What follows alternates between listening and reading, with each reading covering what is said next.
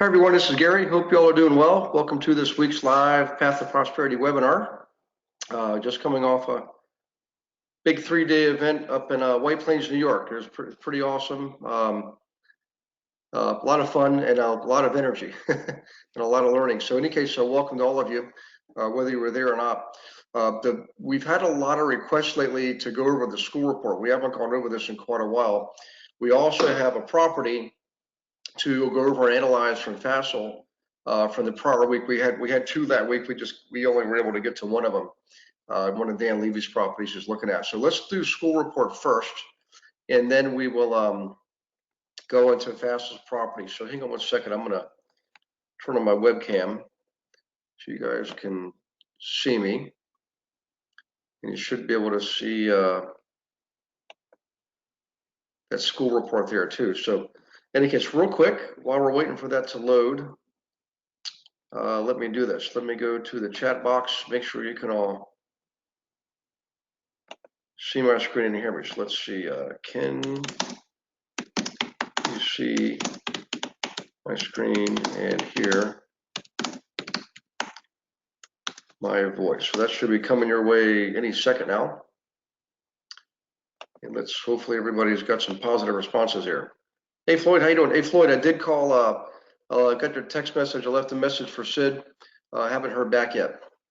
Hi Maria, good to see you. We just good 2-day retreat through. By the way, guys, we had our third or second retreat of the year for the platinum members. So it was a great session. A lot of good insight and some pretty amazing things that came up from people. So in any case, guys, hope you all are doing well. Okay. Just a reminder for everyone here, whether you're new or a veteran in the program, a couple of things here, just a little bit of housekeeping. We have to do this every week because every week we have new folks coming on. This is live. It is being recorded. So you'll get the recording the next day. So it's very important that you look for the email from Beverly. In fact, look for emails from Beverly on a weekly basis. And make sure you go through there, because in there she's not just giving you the recordings of these webinars, but she's also giving you important information, scheduling, upcoming schedule changes, updates to the content, updates to the platforms, the learning platform, the website with all the material, lots of good stuff on there. So you want to make sure you get that every single week, and keep an eye out for that. In any case, everyone is obviously in default in mute mode, excuse me, and that's because we can't have everybody on live talking at the same time. But I will unmute you from time to time, okay? And so if you have questions, you use the question box over here. So I'm going to go back there just to make sure we are all okay. Let's see, we got some new folks. Floyd, you're welcome, Floyd. Let's see, Ed Hazel, good to see you, Ed. Ed, it looks like I may be in Toronto between American Thanksgiving and Christmas. I'll be pretty busy every day in morning hours into the early afternoon. But what I'd like to do is, if you'd like, maybe we can get together. There's a lot of students there in the area, and I know who was it? One of them wanted to do a workshop and have me attend that. So we can talk more about that later. Any case, let's see, Richard. Let's see. Hey, Genevieve, good to see you too. All right. Okay, looks like everybody's okay. So I don't think there's anything else I've got to announce. Oh, I do have an announcement. We've had a lot of great success and feedback on these 3-day events. We are doing one more this year. It's November 2nd, 3rd, and 4th in Chicago. Look for the information coming out in the emails. It's the last one for the year.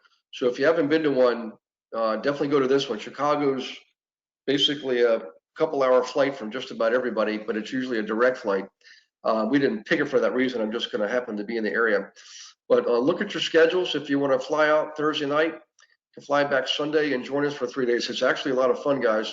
Just ask anybody that's been there. I mean, it's pretty intense learning, pretty enlightening, and I never see any droopy eyes the entire 3 days. It's just a lot of action, a lot of intense learning. So, in any case, so let's check here for questions here real quick. Oops, hang on one second. Let's see. That was Ed says perfect.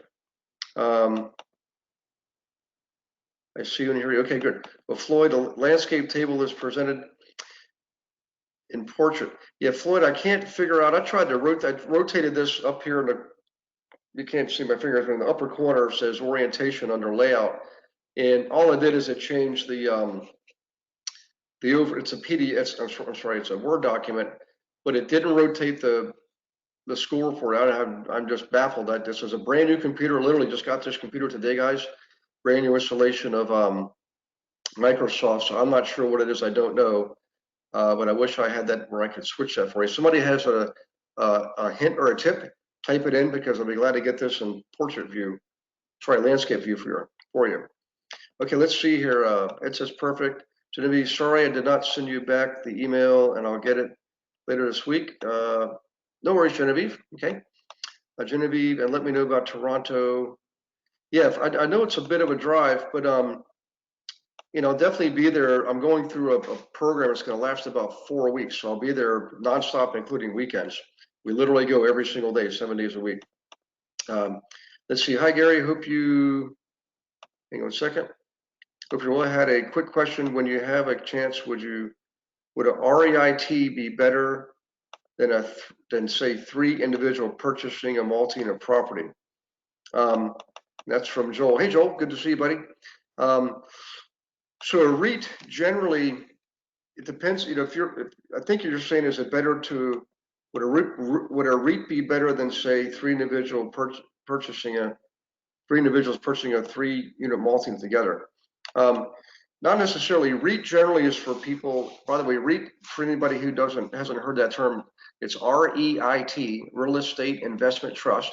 Okay, and a real estate investment trust is, think of it like a mutual fund, but instead of stocks or bonds or things like that, it's got in there real estate. Okay, so generally a REIT, REIT, will buy like a large building, for example, big giant, 100-unit building or a 500-unit building or a development, 2,000-unit development. And their purpose, this is just what I've noticed over the last 20, 30 years, is they generally don't have a long holding period. I mean, some of them will say they do, but they actually sell them, and sooner than I probably would sell myself. And what they do is they jack up the rents, and sometimes they really push the rents, push hard, because when they raise the rents on a multi-unit building, they obviously raise the value. Remember, big multi-units are appraised based on the income approach to valuation. Okay, so what I'm getting at is this: they do that and then sell it for profit. So they buy, short-term hold, and sell. And for the investors, it's usually for people who don't have a lot of time, and they just want to invest with a reputable company that's good at managing properties, which lo and behold lies the risk. When it comes to investing in the stock market and mutual funds, particularly, and REITs, or closed-end mutual funds, which we'll see sometimes holding real estate, is to look at the management team and always track the management team. You want to, when it comes to investing in commodities like that, mutual funds, excuse me again, you want to always track management. Okay, the fund could do great, and then if the management team leaves, all of a sudden the fund might not do so well. And what happens is, believe it or not, mutual fund companies will often try to hire away really good management teams. It's just part of the business. They offer them a lot more money. They ship them on over to the new place. They make more money, and people like us follow them.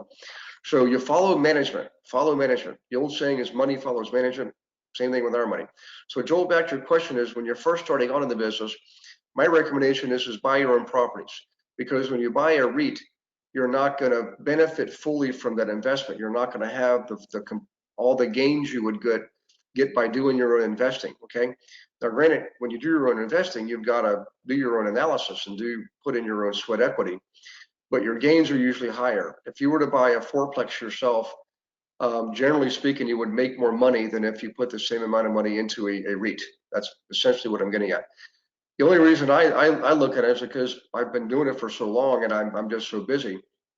So it's, I'm willing to spread my eggs across multiple baskets, and it's a great parking place for me. I can put money in there, and then when I see something I want to buy myself or participate in, with some of my fellow mastermind members. I'll pull the money out and we'll buy a big property together.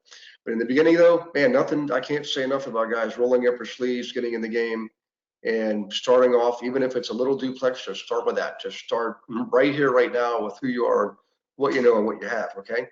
So good, excellent question, Joel, thank you. Good seeing you too, by the way.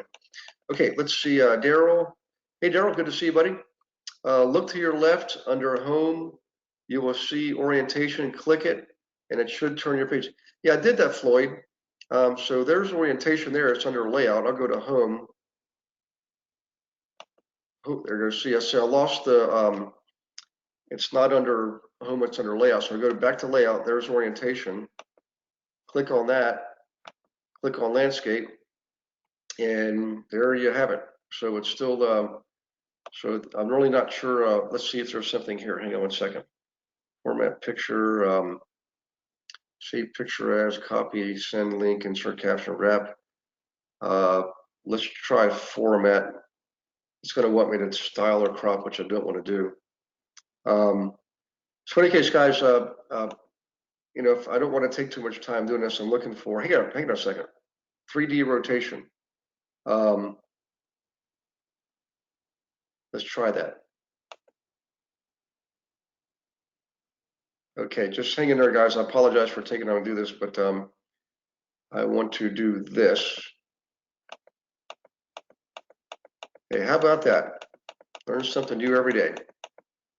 Whoops, went too far over. Now let me reduce this panel. Hang on a second. Go back here. Bring this more into view. Oops, hang on one second. Bingo. Okay, how about that? So we got orientation. Let me pull the panel back over so I can do more questions. Thanks, Daryl, for getting me started on that. I should have taken it further a little while ago. So we're okay. All is okay in the world. Okay, so let's do this. Let's jump into the school report, and I want to look at Fastest property. I don't know if Fast was online now. He might be on duty right now. Okay. All right. First things first. High level description. Okay. Let me bring this over so I get more of a view here. And just close this off. Okay. School report was originally designed to show real estate sales data based on school area. In other words, what's actively listed and what is sold in the last 90 days. So let's assume we're going to talk about school district for the moment. Every 2 columns represents a school area. So Hopewell is a school area, Butler is a school area, South Butler, Mars, Seneca, so forth and so on. The rows are the price ranges. We generally do $50,000 price bands up to $500,000, and we do 100,000 bands from $500,000 to $1 million, and we do $250,000 bands after that. Okay, the data actually comes from our MLS systems. Okay, so it's the only time we really use the MLS in this entire process. And so what we do, this number here, 35, is actually the result of saying, and then typing in the MLS, give me all the properties in the Hopewell school area that are listed as active status of A, right, in a price range of 100 and 150,000. And the answer happens to be 35. And we put that answer right there. Okay. The second column is a sold column. Remember, every school area has 2 columns, active and sold. So the sold column is the same school area, same price range, except the status is S for sold, and we have a look back of 90 days. Okay, we have a look back of 90 days. Now that I've described how it's built, let me just give you some insight from around the US and Canada. In Canada, we don't use a school area because we don't have it available to us. Okay. So in Canada, we actually use sometimes what's called the section field. Section is if you look on the MLSs in Canada, they give you what it's called the section. It's sort of like a, in the US, you might call that like a census tract or an area, the area field on your MLS in the US, okay? But that's what we have to use there because we don't have the school information available to us on the MLS in most cases. Now, another area of the country I want to point out is New York, as I just spent a month in New York, and I can tell you within the city, the 5 boroughs, actually they're counties, you know, Manhattan, Queens, Brooklyn, Bronx, Staten Island.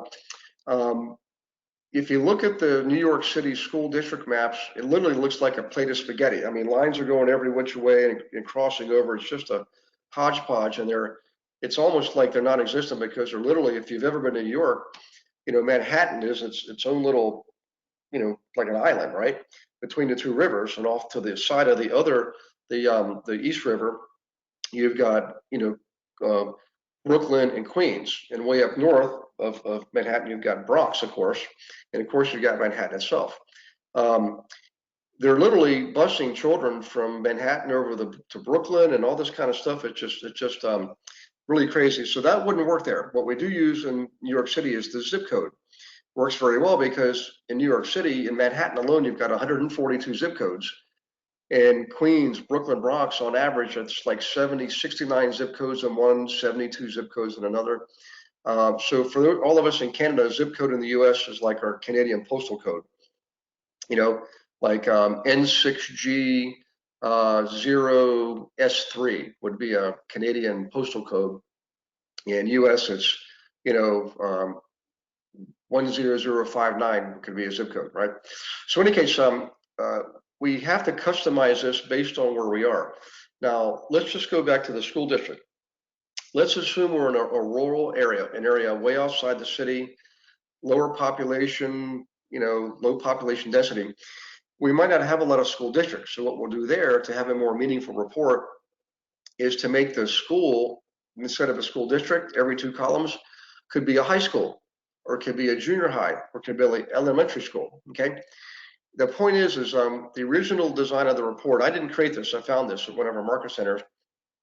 The original design was to provide real estate data based on something really important to our consumers, which is school area. By the way, one more area that's kind of interesting is a lot of parts of New Jersey. A lot of times the towns are the same as the zip code, and also often synonymous with the school district. So you literally, in New Jersey, parts of New Jersey, you could use town name, you could use zip code as well, okay? But the point is this, is we're trying to provide data, real estate active and sold data by price range, right? And by area, and something significant to our consumers. Something else you may want to consider, like Toronto, New York City again, or New Jersey. Let's take northern New Jersey.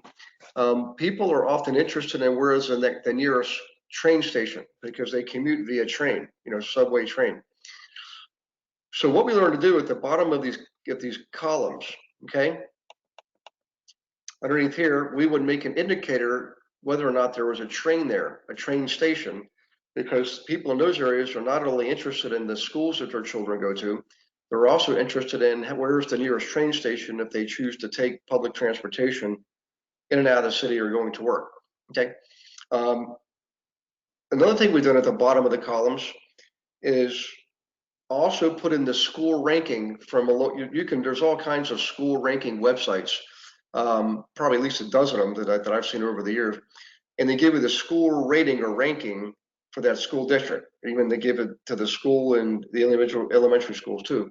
So at the bottom of this, we would put that school ranking. Now, oddly enough, it turns out the areas that have really good numbers, active versus sold, are almost always the great school area. It's just it's synonymous. I mean, people are voting with their dollars. They're telling you how how and where they're buying homes, whether or not that they think that's a good area. Okay, because they do the research too. Consumers today are far more informed than consumers even a generation ago. I mean, my gosh, everything's available via the internet, right?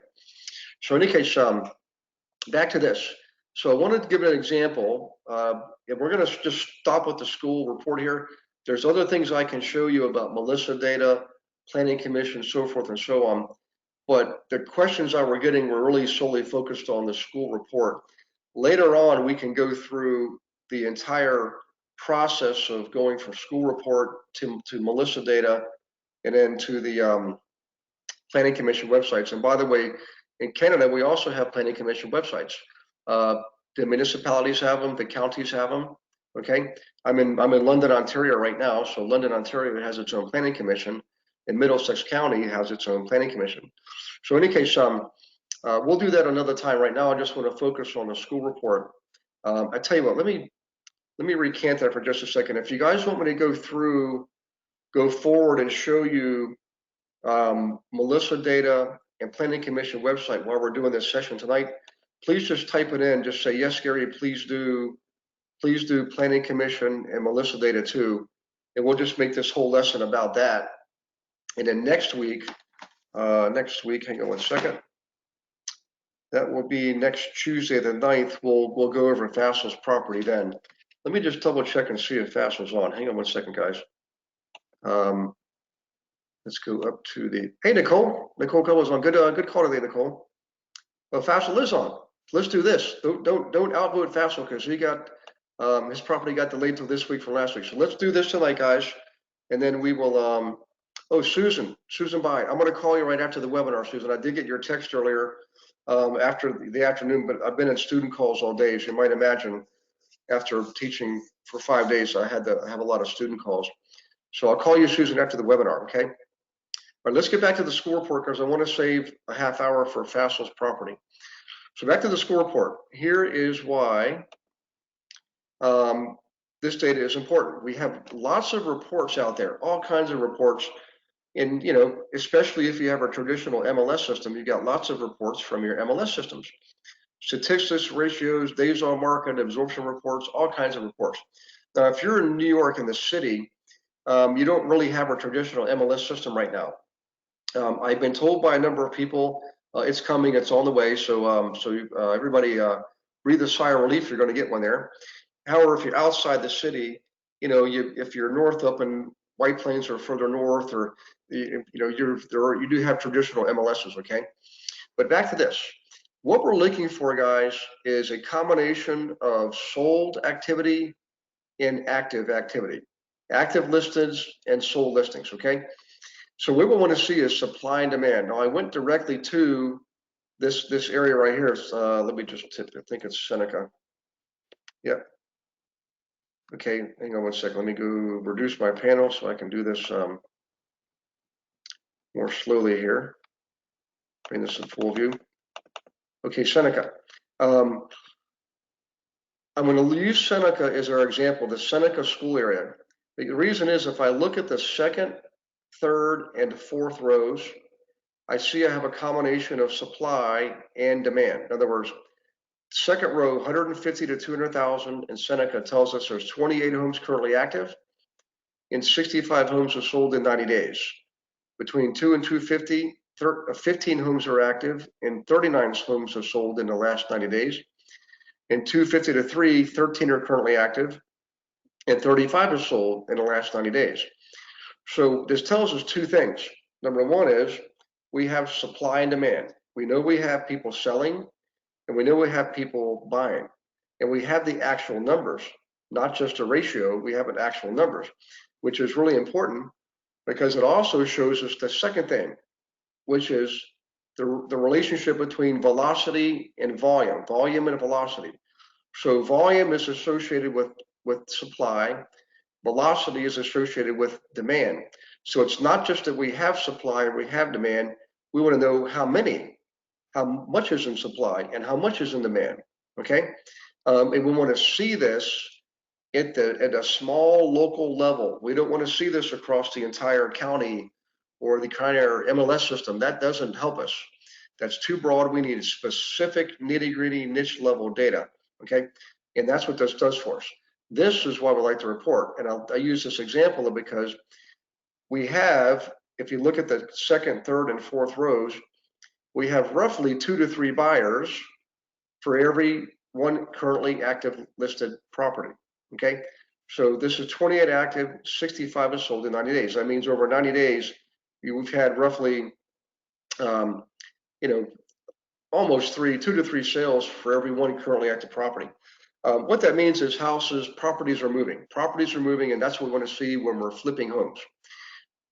Homeowners want to see this too. They want to see, you know, things are moving because it helps to drive up prices, and home buyers want to be in an area where there's activity, and they tell us that based on how they're spending their dollars, okay? All right, so let me do this. Let me bring the panel back over and check for questions. So hang on just one second. Questions? Let's see. Thank you, Susan, by the way. I appreciate that. Okay, this is PF. PF is asking, yes, planning and Melissa data. Let's see, Susan By saying, yes, Gary, please do, because I can't find the equivalent in New Jersey. Okay, so let's do this, guys. We may go a little bit long today. Okay, Genevieve, let's see, Joel, everybody's saying yes. Cedric, good to see you, buddy. Look forward to seeing you in a couple of months, actually. Cedric, we're actually going to be doing a mastermind down in San Diego, January. I think we were going to have it February, but I think we have to have it in January. Okay, let's see, Susan By. Oh, Fasso's saying he's in the police car. All right, so let's do this, guys. We'll go ahead and continue then with Melissa Data and Planning Commission, and we'll do Fasso's property next week. And Fasso, if you need me to do it sooner than that, just let me know tomorrow, Friday, sometime. You know, we can go over that one-on-one on a. We can do a webinar just for that if you'd like. Let's see. When I go back up and make sure we got all the questions answered. We've got some more questions, so hang on just 1 second. We got lots of them. You guys are active tonight. Okay. So that was Joel's question. We answered that. Okay, Daryl's helping us out get the thing in orientation view. So Joel has a question. Okay. Where's the beginning of the question? Here it is.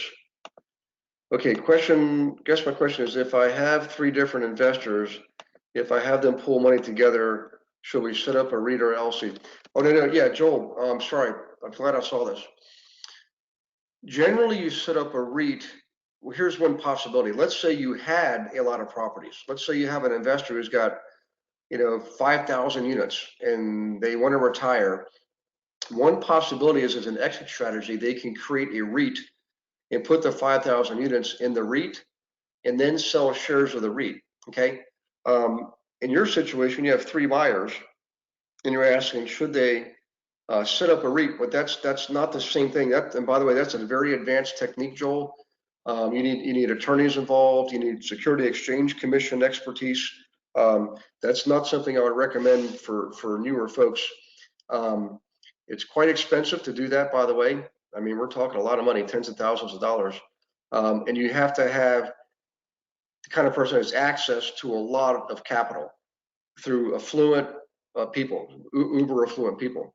You got to be able to raise, $100 million, for example, okay, $50 million minimum, even in the low priced areas, to be able to have a meaningful REIT for people would be interested in. If you've got 3 investors, you should definitely be helping them buy their own properties. If they don't know each other, I'd have them buy their own properties individually. If they all 3 know each other and they want to form a partnership through an LLC, then yes, you can do that and help them find bigger properties through that vehicle. But be careful as an agent introducing your clients to each other and suggesting that type of stuff. I wouldn't do that unless you were already up and running with a workshop, a regular monthly workshop. Let them get to know each other, build rapport, and then you can help them, guide them through setting up a LLC, and then you can serve them by finding bigger properties. And that's the path you should take, Joel. Okay, excellent question. You're thinking big, man. That's what we got to do, right, Joel? Think big. Okay, let's see. This is Fasso's on duty. Okay, agents in Bergen County, New Jersey do not always fill in the school names in MLS. Yeah, so we know that, Susan. That happens almost all over the U.S. So what we do is we just take what we have. Remember, the school report is simply a guide to using other data. It helps us narrow down based on the data we do have. And the MLS is incomplete data anyways. It doesn't give us all the transaction history for an area. It only gives us what's on the MLS. And we know half the investor transactions were not even on the MLS. So we have to use the other thing, the next tool, which is Melissa data, which we'll get to here in a second, to narrow things down further. Okay. Thank you for the question. Okay. Within a town can have several schools or different caliber. For example, in Ridgewood, there are 6 elementary schools and certain ones are more desirable by the clients. That's true. So that's why, Susan, we use this, because if you think about it, this school right here is probably a good school or a good school area. Over here might not be as good. Look, there's 65 people looking to sell and only 39 properties have sold in the last 90 days. That's an average of 13 properties a month. And right now, there's 65 of them currently active. That means people are looking to get out of there and not a lot of people are looking to get in. And I bet if we looked at the school ranking for that area, it'd probably be a lower school ranking. So in any case, back to this, let's see. Centric, one more time, especially Melissa data. All right, so say everybody's saying do that, do Melissa data, do a planning commission, and that seems to be pretty much the consensus. It's Gary, keep it going. Gary, you're the best. Thanks, Al. You're doing pretty good yourself, man. Okay, you're welcome, Joel. Okay, so let's do this, guys. We know that this MLS system doesn't give us complete or accurate data. It gives us whatever data we have given it, whatever we put in there is what we have. And we know that not every transaction is on the MLS. So what we do this now is we use what's called Melissa data. So we grab the zip code or zip codes for the school area. And that's easy to do, and I'll show you that here in a second. Okay. If you don't know the zip codes for your school area or town, you can use this tool I'll show you here in a second. It's called zipcodes.com, okay? Zipcodes.com, which is coming up here in just a second. So hang on, this. Right here it is, and here's the link coming up. There you go. www.zipcodes.com. Okay, and there's all it's a very it has a lot of search capability. Zipcodes.com, all kinds of ways you can search. If you know to the zip code, which you don't, you're going to be typing in. By the way, check this out. Ed and Genevieve, Canadian postal codes. There you go. There's a link right there. How about that? Okay. In any case, you can type. There's an area where you can type in like a town name or a street name, you know, county, and you can get all the zip codes for those areas. All right. So in the case of a school area, you just type in the school area name and you get up all the zip codes for that school area. By the way, the school district websites almost always give you the same information. Okay. So zip codes is sort of an intermediary. We don't go over that in class because it's usually not necessary. And it's such an easy thing to figure out. It doesn't make sense to take up time in class. That's provided by the U.S. Postal Service. Okay, so that's zipcodes.com, which leads me to the next thing, Melissa data. All right, so let's look at an example of Melissa data. Boy, I hope I can blow this up here. Hang on one second. Aha, looks like I'm in luck here. There we go. How's that, guys? Okay, so Melissa data came about as a result of the U.S. Postal Service's Every Door Direct marketing program, okay, EDDM. If you go directly to Melissa data, you're going to get all kinds of marketing gobbledygook, and they're going to try to get you to buy their postcards, and we don't use postcards for investors, okay? Oops, sorry. We do use Melissa data though, all right? I mean, we use the data that they give us. So let's say we have our zip codes, we plug them in one at a time. We bypass the PO boxes, obviously, and we focus on the C routes, or what we call the carrier routes. Now, C actually stands for city, not carrier. C actually stands for city. If we were in a rural area, like upstate New York, we would have more R codes, R001, R002, R for rural, RURAL, okay? And within those zip codes, we get to see the carrier routes, the postal route that the post carrier, the mail carrier takes with the mail through the neighborhoods, including street names and everything. We can see how many people live there. We can see what they make. And more importantly, we can see the average property value. Okay. So in our example, we suggested that we only look in areas selling between 150 and 300,000. So what we're going to do now is narrow down our search effort to only neighborhoods that are selling between $150,000 and $300,000, right? in this particular zip code. There could be multiple zip codes. We're just going to take one as an example. In other words, a school area may serve part of this zip code, part of this zip code, and part of this zip code, right? If you think about a school area, you know, school area lines don't match up with zip code lines. It'd be great if they did, but in most cases they don't. Again, in northern New Jersey, sometimes you'll see that, quite frankly, but more than any other place that I've seen. So in any case, what I'm getting at is this, and I wish this wasn't a PDF or a Word doc, because you could click on this, but these map buttons over here are clickable. So you click on the map button, guys, and it shows you the map view, right? Showing you the postal route that the postman takes through the neighborhoods, including street names. And then what you do is you take that shape. Remember, these shapes are not exact squares or circles. They're often called polygons, just odd shaped things. Well, the point is this is, we know we should be looking between 150 and 300,000 using our school report, okay?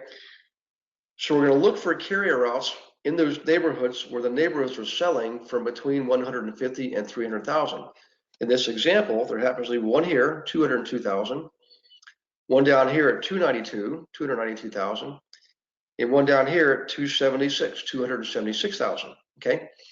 We're not going to look in an area that's selling between it's selling at 404. I mean, I'm not saying you can't sell there. You can definitely sell that neighborhood. But the point is, our example told us we should be looking between 150 and 3 for our investor. Let's just assume this is a flip in this example, okay? So we look in this area right here, we look in this area right here, and we look in this area right here, because those are the 3 areas out of the 7 that are selling between 150 and 300,000. Okay, so now what we've done is we dramatically reduced our effort. We've narrowed things down by school area and price range, and we narrow them further by zip code and individual neighborhood, i.e. carrier route, which means we're not driving around on a Saturday looking at a whole bunch of properties, only to find out at the end of the day that we had no business looking at half of those properties. This allows us and our clients to be far more efficient with the use of our time and our energy, and we're using our brains more than we're using our steering wheels, okay? And if you want to be really successful, you've got to shift from using manual labor, driving around in your car, to using this wonderful computer up here between our ears to do more brain work, so that when you're in the car, you're only looking at the best properties in the best areas, right, for your clients. Not the most expensive, not the cheapest, only the ones that are in the areas that the data told us we should be looking at. This is one of the most key things you can do. And this is just an example. I mean, there's other tools you can use. The reason I teach this is because, number one, Melissa data is free. And in Canada, the Canada Post has another process. It's in, for the Canadians, there's your module 1 is different than, it's either module 1 or module 2 is different than the US version because of how we use Canada Stats, CanStats, the Canadian census system, and also Canada Post, the postal system. So same principle, different tools. But what I'm getting at is there are other tools for both US and Canada. On your websites, you'll see them in the resource section. In fact, in the bottom link, calculators and spreadsheets, and there is a database just for Canada, just for Canadian tools. But in any case, back to this. The point is there's other ways you can accomplish this.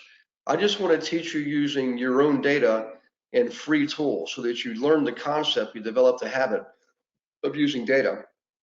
But you can use, if you're a member of NAR, you can use what's called RPR. It's a great tool for producing reports. It just doesn't work well with all the different MLS systems. That's why we don't use it. I mean, I've used it for other purposes, and I have used it in different MLSs when it has a great interface. But some of those interfaces are not good interfaces, and so you don't get good results. This allows you to get good results no matter where you are. That's the point I'm trying to make, is this puts you in control, okay? So in any case, back to this. Well, a great example of a flip area, because I can see there's no apartments here, right? And wherever we have few or a low number of apartments, generally that means strong home ownership. In other words, I bet if I looked at this area, I'll see a greater percentage of people owning their own homes. Okay, and the reason I know that is wherever you have more apartments, you generally have more rentals. Okay, it's just a natural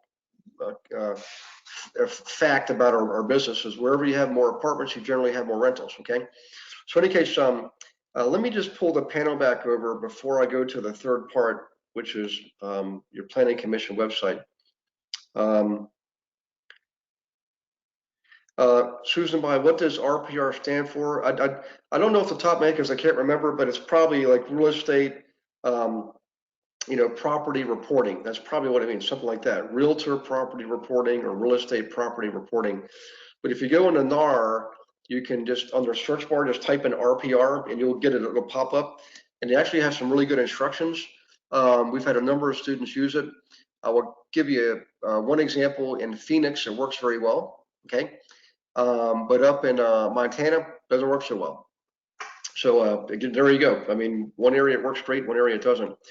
You can try it wherever you are and see if it gives you some good results. You can customize.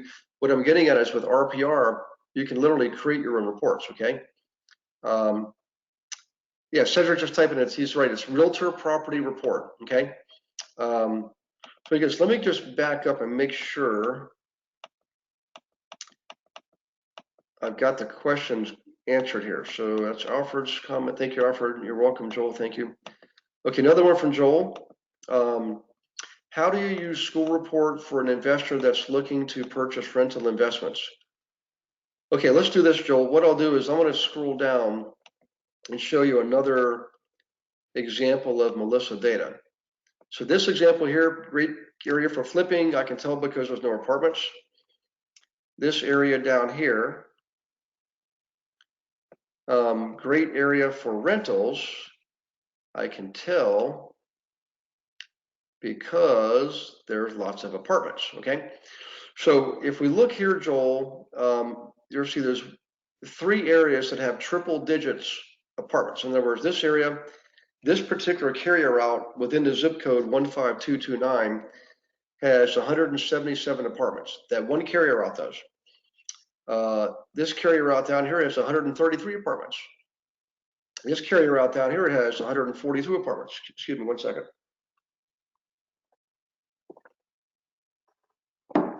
So I'm not saying ignore an area that has 60 apartments. I'm not saying that. I'm just saying I'm going to probably focus on these 3 areas, Joel, that have 177, 133, and 142. And the reason is I know wherever there's more apartments, there's going to be more rentals. It doesn't mean every apartment is rented. It just means that, around that area, there'll be more rentals. Some single-family homes, more single-family homes will be rentals in those areas, for example. Also, the mixture or the makeup of the apartment count is the Postal Service doesn't tell us.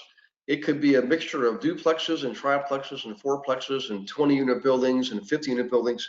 It could be also people who've converted a basement or an attic or a garage to an apartment too. Okay, all they're looking at is basically what they call absentee owner. It doesn't mean the owner ran off somewhere. It just means the owner doesn't live there. You should just call it non-owner occupied, but they call it absentee owner.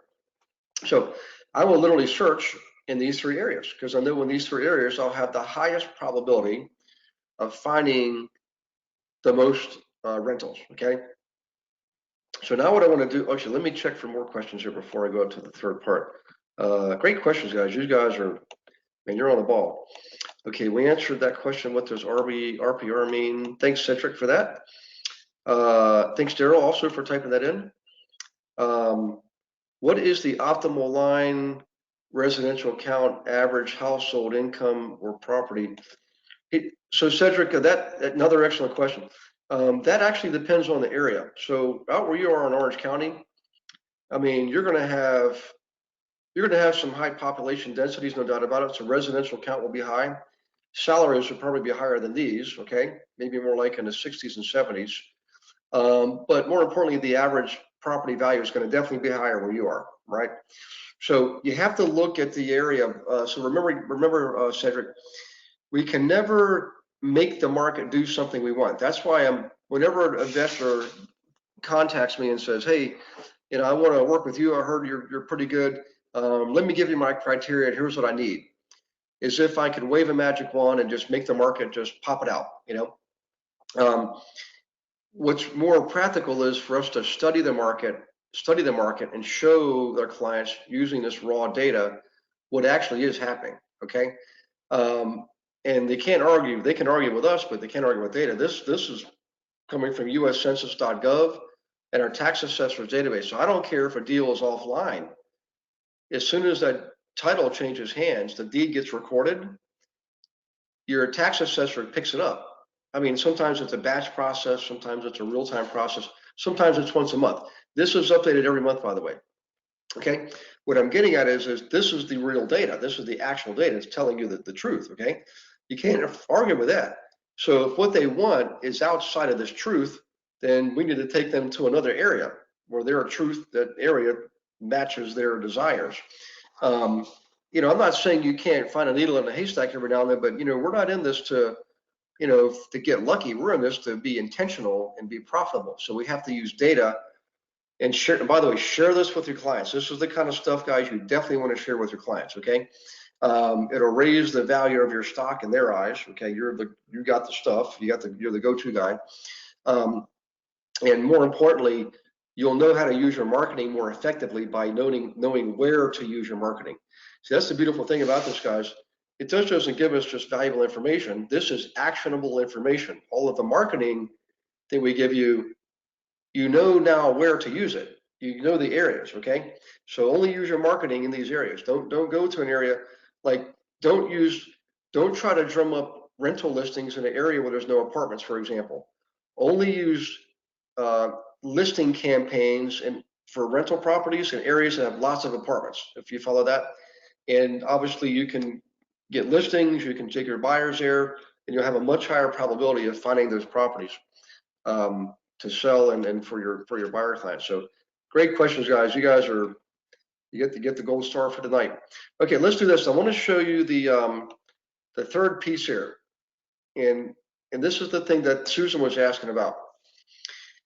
Every area has its own planning commission. Every municipality, every county, they all have their own planning commissions. Sometimes you get regional planning commissions. Okay. Whoops, hang on one second. Some parts of the country will have what we call regional planning commissions. All right.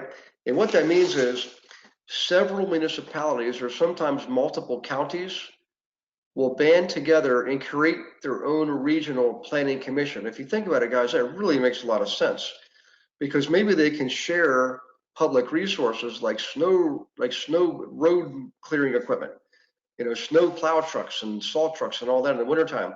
Instead of every municipality buying and maintaining their own trucks and their own salt domes, my gosh, share them, okay? Save the taxpayer some money. And there are parts of the country that have started doing that about a generation ago.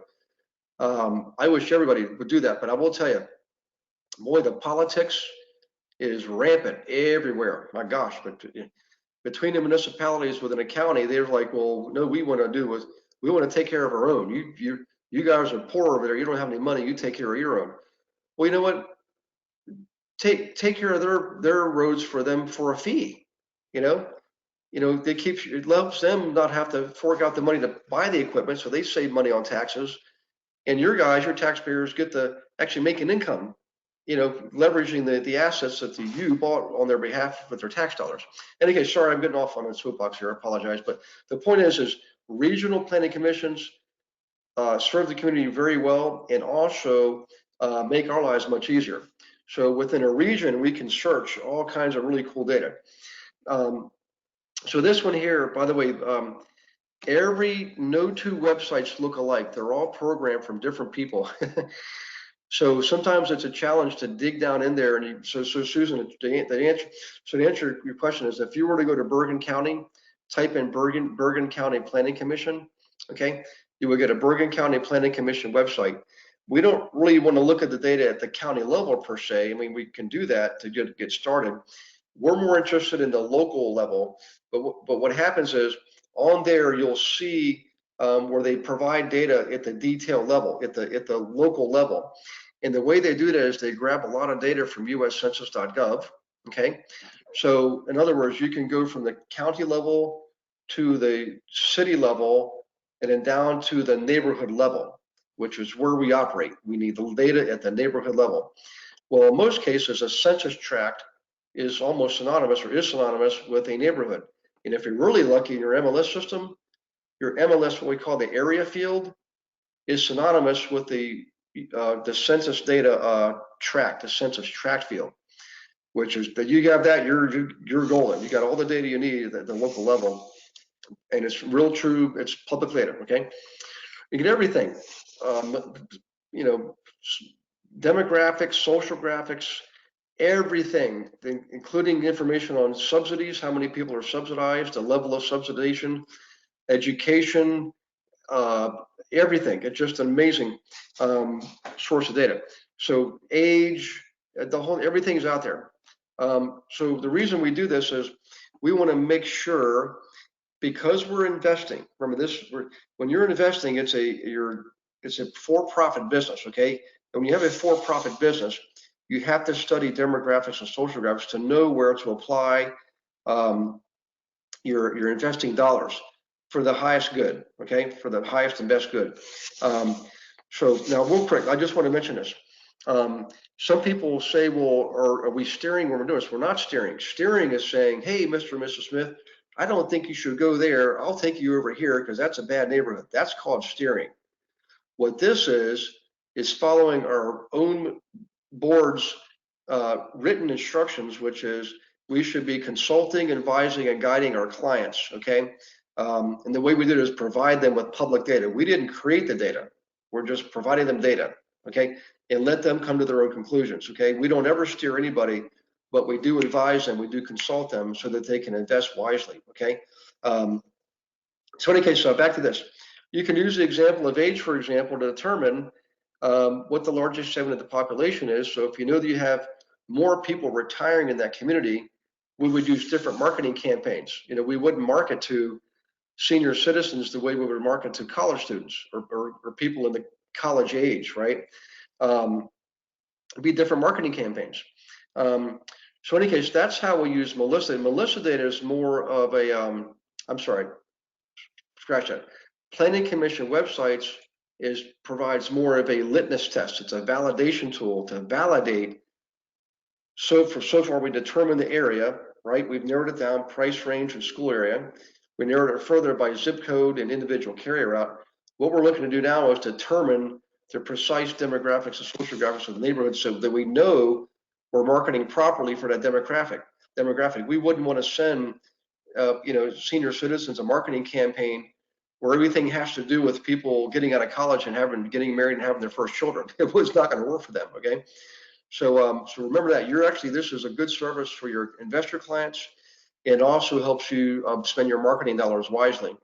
So you know the demographics, so you know how to speak to that demographic is what I'm getting at. So in any case, that's really this piece right here, guys. This is like the core piece to everything we do when it comes to marketing. We don't market until we do this stuff. And by the way, if you look at the definition of marketing, the definition of advertising, you'll see there is a difference. In fact, in I think one of my books, I actually gave the Webster's definition. So marketing has to do more with research and analysis to determine the market, to identify the market, okay? And then the advertising is how you speak to that market, okay? So marketing is analyzing and defining the market based on data, and advertising is how we speak to that market. And once you've identified and analyzed the market, you will know how to speak to them, okay? So in any case, I hope that helps, guys. That's let me pull the panel back over here and check for questions. We go over this probably several, I'd say maybe twice a year. Oh, by the way, Cedric, back to your question, Cedric. Hang on one second. The optimum kind of mixture of rentals and ownership. Okay, so let's do this. So Cedric, this is just one page of lots of pages. I mean, I put in a bunch of pages in the material just to show you all the data that's possible. But look at this next page here, and look down at the bottom. it actually gives you the breakdown, the percentage breakdown of ownership versus rentership in this area, in this neighborhood. So if you look, you will see there's a total of 2,411 units, individual living dwellings in the area. Some people call these doors, you know, one door per household. There's 2,411 doors there. Out of those, 1,170 are lived in by the owners, and 1,241 are lived in by tenants. What that means is there's slightly more tenants than owners in this area. In fact, 51.5% tenants, 48.5% owners. Okay, and if you look at the population, check this out. The owner-occupant units has a higher population than the rental units. So what that tells us is there's families there with 2 or 3 more children in the owner-occupant houses, and in the rental units, there's usually people with, say, maybe 2 or less. There's a lot of singles, a lot of couples in those rental units. So that gives you a further bit of analysis and breakdown on those units. And if, in fact, think about it. Would you market to a single person the same way we would market to a family with 2 children? No, it would be different marketing, different language patterns, different keywords and key phrases.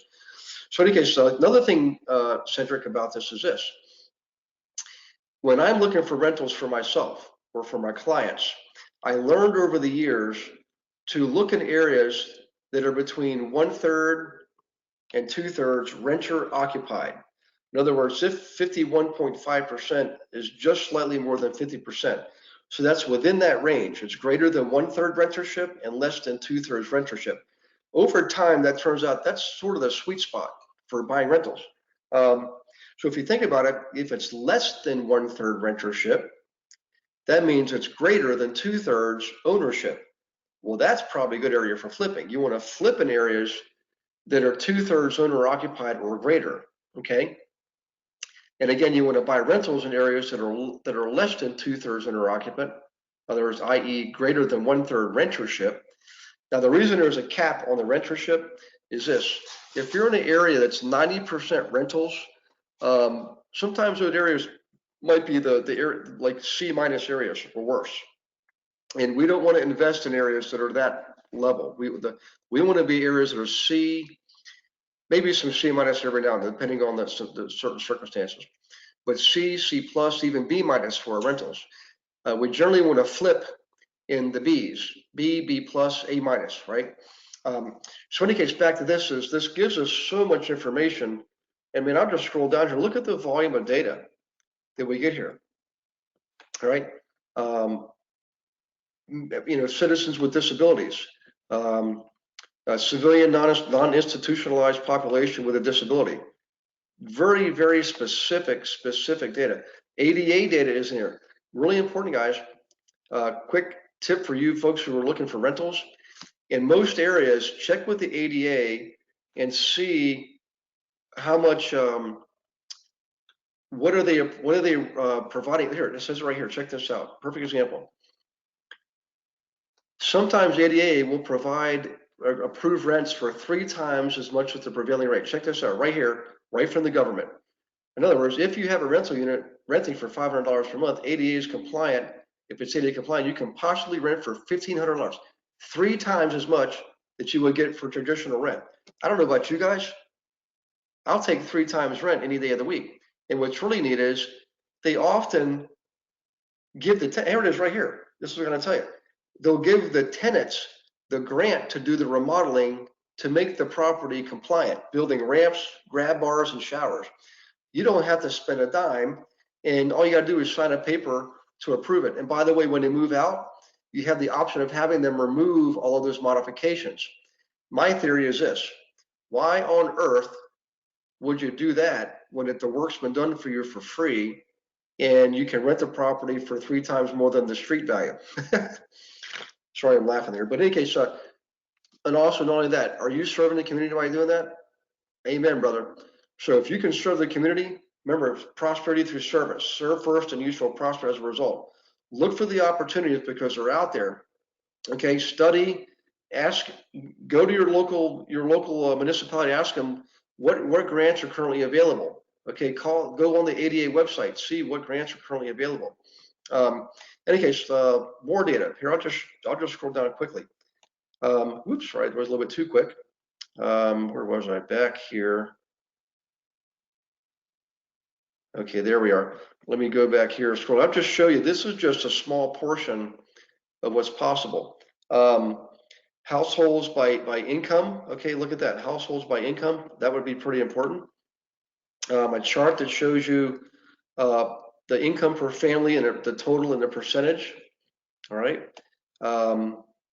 Let's see. Well, you get the picture. Lots and lots and lots of data. So let's go back here. I hope Cedric and everybody else, that was a real eye opener for you. I know when I first learned this, boy, information is absolutely critical. Education plus information plus action. And when you have the right education, you have the right information, you can take very effective and profitable action for you and your clients. Let's see. Oh, Susan's asking, sorry, how did you determine the carrier routes between 2 and 300,000 were the carried? Oh, so Susan, back to the school report. The school report told us we should be looking in areas between 150 and 300,000. So when we go to Melissa data, we're only going to be looking for neighborhoods that are selling between 150 and 200,000. That's where that came from. Okay, good question, by the way. Let's see, Genevieve, what is ADA in Canada? Montreal. I'd have to Google it. If you want to Google it, Genevieve, you can type in Canadian Disabilities Ministry, something like that, and I bet it would pop up. I've got to call Susan after the webinar, but I can do that afterwards if you like. But generally, I just, in the years ago when internet came on, I just started Googling everything. And I would go down to the library, go to the municipal buildings and verify and validate. And turns out you can save a ton of time just using your computer, you know. Cedric says, awesome, need some action. Amen to that, brother. Okay, guys, that looks like that's the end of the questions. So next week will be the 9th of October, same time, 7 p.m. Eastern. And I will be doing that from, where will I be doing that from? Somewhere in Canada or Michigan. I either be in Western Ontario or Michigan. I have to determine where I'm going to be. But in any case, guys, for those of you who were there this last weekend, man, good to see you. God bless you. For everybody out on the West Coast, if you can't make Chicago, it's halfway. Everybody, we get to meet halfway in Chicago. But regardless, we will be doing the 3-day events starting up in February, starting down in like San Diego, then LA, San Francisco, all the way up to Seattle from February up through probably June or July, something like that. There'll be all West Coast 3-day events for a bit. But we will spread out the masterminds. Masterminds, and we got people from all over Washington State to Florida and everywhere in between. So first we did New York, we did Atlanta before that. So the next one we'll jump out west and do it in San Diego. About the same time, all those Northeasterners need some sunshine, okay? And then we'll move up the coast there, and I love it out there. I can't wait.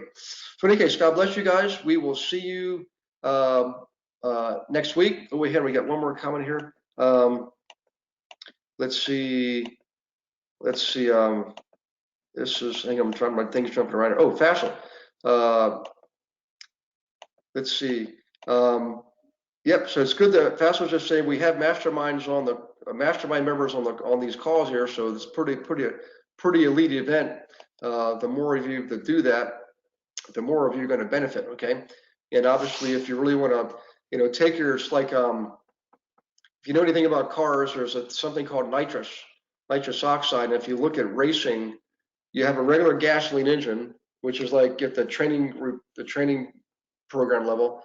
And if you flip the switch and turn on the nitrous, that's like the mastermind level. You go a lot further, a lot faster. You just got to determine how much is your time worth. Okay. Let's see. Floyd's going to set up a call. You got it, Floyd. I look forward to seeing you. Thank you, Beverly. I appreciate your comments. Let's see. There's a Joel.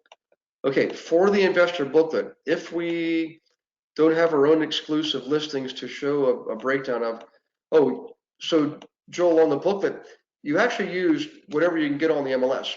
And I didn't care whose these were. I would, you know, I try to use my own if I could. But the thing is, you don't want to rely just on your own market center's listings, because people think you're just trying to push those. Provide sold ones that have sold, provide ones that are under contract, provide active ones from any agency, because the best thing you can do for your client is to help them get the best property, the best price. So if you're only showing your own, that's not really helping them. Okay, so you show a variety, and it demonstrates to them that you do have their best interest at heart. So that's the answer to that. Show a variety. So, okay, guys, hope you have an awesome rest of the week and a great weekend. Happy Thanksgiving for us Canadians up here. We'll be having dinner on Sunday, and then everyone else in Canada, if you want to come down to Toronto, come see me. Just let me know. I'll be there. Looks like Sunday, November 25th, all the way through December 20th. It looks like. So I'll be there quite a while, almost 4 weeks. And I'd love to have you come see me. Maybe some of the local students there will do a workshop or two that I can speak at. So, all right, guys, take care of yourselves. God bless. We will see you next week. Bye-bye.